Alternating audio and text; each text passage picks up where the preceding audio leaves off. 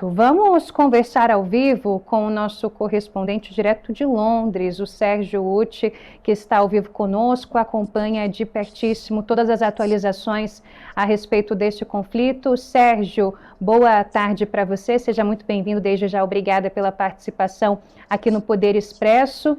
E a quantas andam as atualizações a respeito deste conflito? Temos algum indicativo de diálogo ou, por enquanto, ataques dos dois lados? Tivemos aí a informação de que foi morto o chefe do Estado-Maior, não é, do Irã. Exato, olha, nenhum indicativo de diálogo, e a grande pergunta agora é o que está sendo planejado na Casa Branca. Nesse momento, o presidente Donald Trump está em reunião com o Conselho Nacional de Segurança, Conselho de Segurança dos Estados Unidos. É bom lembrar que você fez referência a algo há alguns segundos, Ariane, e é muito importante isso, assim, que tipo de protagonismo busca o presidente norte-americano nesse conflito no momento. É interessante notar que ele disse, em uma de suas postagens, ele disse: nós temos o controle total do espaço aéreo de Teherã, que era uma frase que tinha sido dita no dia anterior pelo primeiro-ministro Benjamin Netanyahu, atribuindo, claro, às ações de Israel e não dos Estados Unidos, que sempre negaram envolvimento direto no que está acontecendo, esse domínio que, segundo os israelenses, eles têm do espaço aéreo de Teherã. Portanto, há muita expectativa porque cresceram as dúvidas, o nível de dúvida nesse momento é maior se haveria ou não algum tipo de envolvimento dos Estados Unidos. E a grande dúvida, que tipo de envolvimento poderia ter?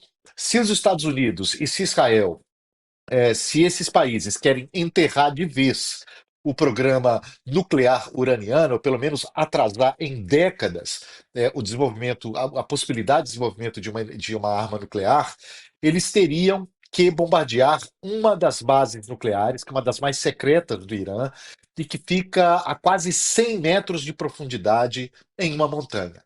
Só os Estados Unidos têm uma arma que é capaz de fazer isso, que penetra até 60 metros de profundidade e explode, obviamente, todos esses alvos que estão subterrâneos. É uma bomba que pesa 13 toneladas e hoje só os Estados Unidos têm essa bomba e tem o avião que carrega essa bomba, inclusive carrega duas, se forem necessários. Esse avião, inclusive, está numa base dos Estados Unidos e do Reino Unido no Pacífico. Portanto, muito se falou dessa possibilidade nas últimas horas. Por enquanto, obviamente, só especulação, mas é fato que se tem um país capaz de fazer isso agora, esse país é os Estados Unidos. Agora, estaria Donald Trump, que fez campanha e que tem falado muito que resolveria todos os conflitos, inclusive havia uma negociação entre os Estados Unidos e o Irã em relação ao programa nuclear iraniano, próprio Donald Trump fazendo muita pressão para que essas negociações dessem certo e dizendo que preferia as negociações, mas o tom dele das últimas horas mudou bastante. Ele disse, fez ameaças diretas ao líder supremo do Irã, o Ayatollah Ali Khamenei, dizendo que sabia onde ele estava escondido. O Irã sequer confirma que o Ayatollah está escondido, usa esse termo, obviamente. E a questão agora é que rumo tomará os Estados Unidos? Vão esperar a próxima ação de Israel, dar um apoio político minimamente, ou vão fazer algum tipo de intervenção direta? Esse é o grande ponto de interrogação no momento, Ariane. Bom ponto, Sérgio. Ontem, inclusive, a gente conversava aqui, nós dois, mais o professor Vitélio, que participava desse papo conosco a respeito desse conflito, e a gente tentava até projetar, olhando mais adiante, como seria e se haveria a participação de outros países do Oriente Médio ou não neste conflito. O que você tem visto, Sérgio? A gente fala sobre esse protagonismo ou não dos Estados Unidos, com essas falas de Donald Trump, movimentações dele a respeito dessa guerra. Agora, há outros países, de alguma forma, indicando uma movimentação ou alguma intenção de tomar um dos lados, ou até mesmo de assumir uma posição de mediação diante desse conflito que escala? Sim, há muitos países tentando uma desescalada desse confronto no momento, entre eles os países vizinhos, os países árabes. Hoje, por exemplo, o rei da Jordânia, o rei Abdullah II, fez um discurso no Parlamento Europeu bastante crítico a Israel, dizendo que o que Israel está fazendo, há um risco de que esse conflito se espalhe por toda a região. Vamos lembrar que a Jordânia não é basicamente um grande inimigo de Israel. A Jordânia, inclusive, ajudou a abater alguns dos mísseis que o Irã lançou em direção a Israel. São mísseis que cruzam, em algumas ocasiões, o espaço aéreo jordaniano. E o Irã, ali, o Irã é um país xiita, tem uma rivalidade histórica ali com a Arábia Saudita, não tem nenhum grande aliado na região. O Irã montou essas milícias, né, esses exércitos semi-oficiais que lutavam por suas causas, ou que lutam por suas causas, como o Hezbollah no Líbano, os Houthis no Iêmen, indiretamente também o Hamas na faixa de Gaza, mas todos eles estão muito enfraquecidos no momento. Né? E também o Irã está enfraquecido, porque, como a gente dizia aqui ontem, os sistemas de defesa iranianos já tinham sido comprometidos naqueles ataques do ano passado, né? E agora foram mais comprometidos ainda. Você fez uma pergunta mais cedo sobre o chefe do Estado-Maior, foi o Ali Shadmani, que assumiu essa posição recentemente, depois que a pessoa, o comandante que ele substituiu, foi morto nos primeiros ataques de Israel na sexta-feira. Israel está muito centrado e nessa sua missão de matar cientistas e de matar a elite militar, seja do exército, seja das Forças Armadas, seja da Guarda Revolucionária do Irã. E tem conseguido fazer isso. A questão é que os dois lados, obviamente, se acusam dos ataques a alvos civis. Há casos assim no Irã, hospitais, a própria sede da televisão. Há casos assim em Israel, como aquele prédio de 20 andares que foi atacado perto de Tel Aviv. E os dois lados limitam muito a circulação de informações sobre os alvos militares e estratégicos que são atingidos. Né? A gente sabe muito pouco ali no Irã, tem imagens de satélite que mostram essas principais bases militares atingidas.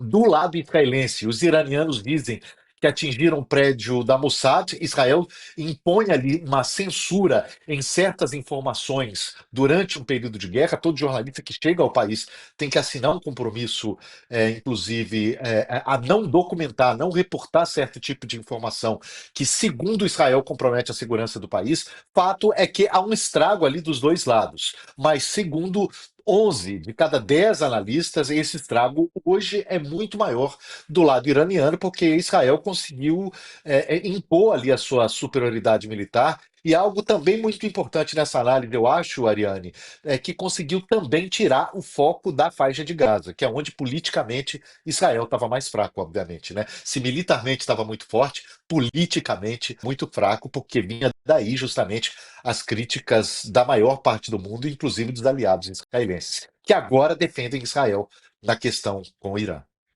Justamente, Sérgio, a situação da faixa de Gaza paulatinamente passou a desgastar com muita força, não é a imagem do governo de Israel, as imagens que chegam até nós em qualquer parte do mundo de crianças, de pessoas passando fome, da destruição, enfim, tudo isso mexe muito com a gente, com todos nós civis, e as autoridades de vários países de fato começaram a se manifestar repudiando o que elas chamam de genocídio por parte de Israel. Inclusive, você falava sobre esse enfraquecimento do Irã, não é? Hoje, Israel lançou um novo ataque contra a capital iraniana, como você citou aí, Teherã. Segundo o jornal Al Jazeera, esse foi um bombardeio que atingiu um depósito de combustível iraniano. Lembrando que hoje estamos no 5º dia deste conflito, o som das explosões chegou a ser ouvido a longas distâncias, a fumaça foi vista também, e anteriormente o exército de Israel tinha pedido a evacuação de cerca de 330 mil moradores de um bairro lá no centro de Teherã. Parte da população deixou a área, parte acabou ficando. A gente imagina como seja toda essa situação, também não é simples assim você deixar o lugar onde você está diante de um conflito. Agora, Sérgio, pela sua experiência, quando a gente fala de um Irã enfraquecido, a gente consegue dizer, ou ao menos estimar, qual seria o fôlego ainda que o Irã teria diante desse conflito para que ele continue se estendendo, mesmo com esses ataques cada vez mais intensos do lado de Israel, partindo de Israel? Olha, pois é, esse também é outro grande ponto de interrogação, embora haja um consenso aí nas análises de que se Israel também pode se desgastar no seu sistema de defesa, tem um grande aliado ali, os Estados Unidos, que podem abastecer Israel infinitamente ali para se defender principalmente, né? O Irã não. O Irã tem um aliado ali, uma aliança ali, meio que uma parceria, eu diria, com a Rússia, né? Inclusive fornece drones que a Rússia usa para atacar a Ucrânia, mas a Rússia está em guerra e também precisa de armas. Portanto, é um momento super delicado para o Irã, que não tem ali grandes aliados que podem socorrer o Irã nesse momento. Você tem ali China e Rússia condenando Israel, pedindo que os conflitos sejam desescalados, mas é muito difícil que esses países defendam o Irã militarmente, a não ser que cheguem à conclusão de que um domínio total de Israel no Oriente Médio e com um peso muito grande dos Estados Unidos, não seja tão bom assim para aquela região, para os interesses de China e Rússia. Mas é muito difícil que haja um envolvimento desses países, digo, inclusive, a ponto de ajudar o Irã, se não envolvimento direto, mas mesmo